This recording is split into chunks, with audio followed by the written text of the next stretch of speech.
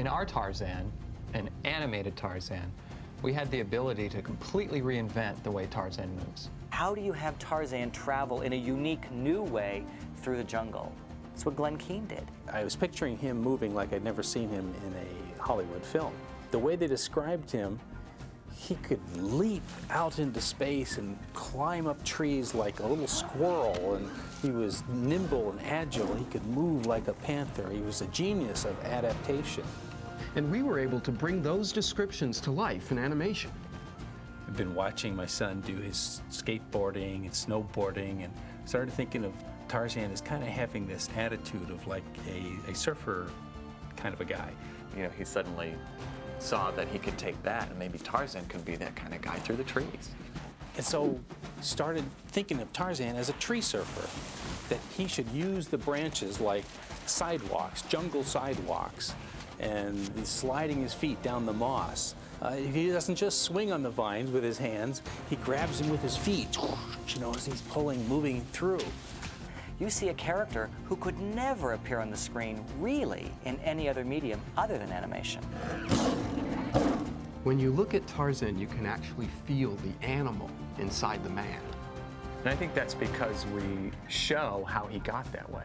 He was really a child that was raised in the jungle around apes, and a child who had to adapt to his environment.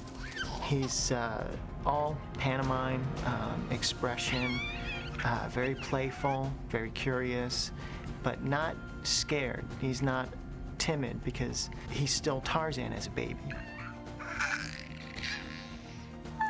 Alex D. Lenz is doing the voice of young Tarzan.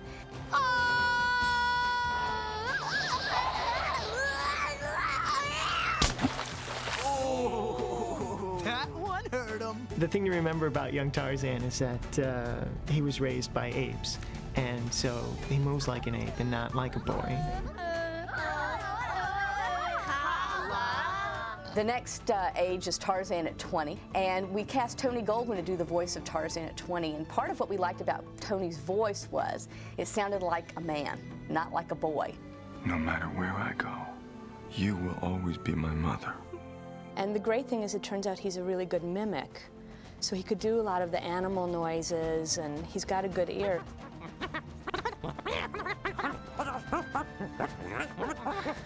He's grown up with the animal. He has the instincts of an animal, but he looks like a man. He's a guy who is in search of the truth about himself. He needs to know. He needs to know about everything that there is in his world. And it's ultimately what drives him to the discovery of who he is. I think everyone can relate to Tarzan's experience. Acceptance, loyalty, sacrifice, finding out who you are and where you belong. I think these are the ideas that really make you care about Tarzan. This is a Tarzan that you've never seen before. It's the Tarzan that Edgar Rice Burroughs created in his original novels. Finally, we were able to portray my grandfather's characters as he truly wrote them.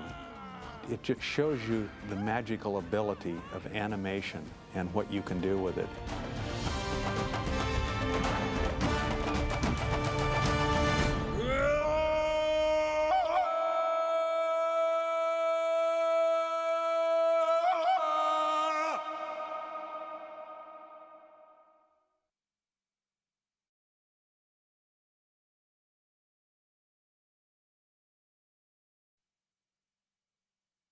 Hi, I'm Glenn Keane.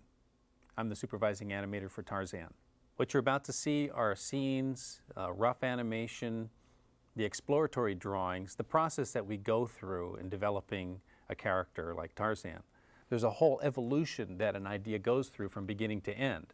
You look at the Sistine Chapel, Michelangelo didn't start by just immediately painting on the ceiling. He first had to do his studies before he could jump into it. The same with animation. We went to Africa, we studied how animals move, we studied sculptures, anatomy. One of the things I loved about working in Paris was the chance to ride my bike and discover things along the way, like this statue by Dalou in the Place de la Nation.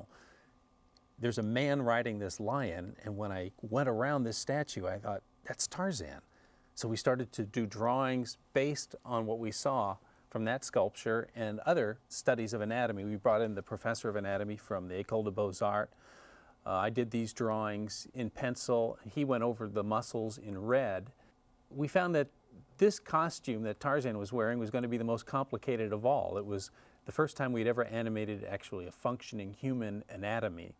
One of the first exercises that we did was assigning for each animator to study an animal movement and transpose that into Tarzan. That's what we're going to take a look at here. So the very first test, these don't really look like Tarzan as much because this was our first attempt, but they were experimenting with how Tarzan would move as an animal. One, it's an animation here. This is not exactly on model Tarzan. It was his first attempt, but there was something nice about the way he clears his hair out of his eyes, I felt. Here, Christophe had been studying how monkeys clean off the bugs off of each other's hair and felt like, hey, why not have Tarzan do that? You know, to him, it's not unusual. Christophe, in this scene, he was studying how basketball players hang on the hoop, and it was just a real fun fluidity and natural rhythm to this movement. At the same time, with the animal feel that he's comfortable on all fours, and it just had this great freshness and spontaneity to his movement. It was important that Tarzan be able to move on all fours in a convincing way and in a way that didn't make him feel like the family dog, that there was a spring to his step. The way he can climb up and use his feet for climbing had to be natural. Here, Thierry has got Tarzan moving through the vines with baboons. The poses are like monkeys moving through the trees. We were discovering just how far you could go with Tarzan and still have him be believable. In this scene, Eric's animation shows Tarzan stretching and waking up in the morning. He's on this tree, but it's the surprise that instead of just using his hands, his feet are just as dexterous. In this scene, David Berthier was solving a problem that I felt we were going to have, is how can Tarzan stand upright on two legs and not feel like just a regular human guy? And he kept this animal feeling to Tarzan. The added bit with the soap and Tarzan's innocence was a little bit of a revelation that we were going to be able to have a lot of fun with Tarzan. In Zoltan's animation here, how an animal wakes up and stretches combined with how a human stretches is the beauty of this scene.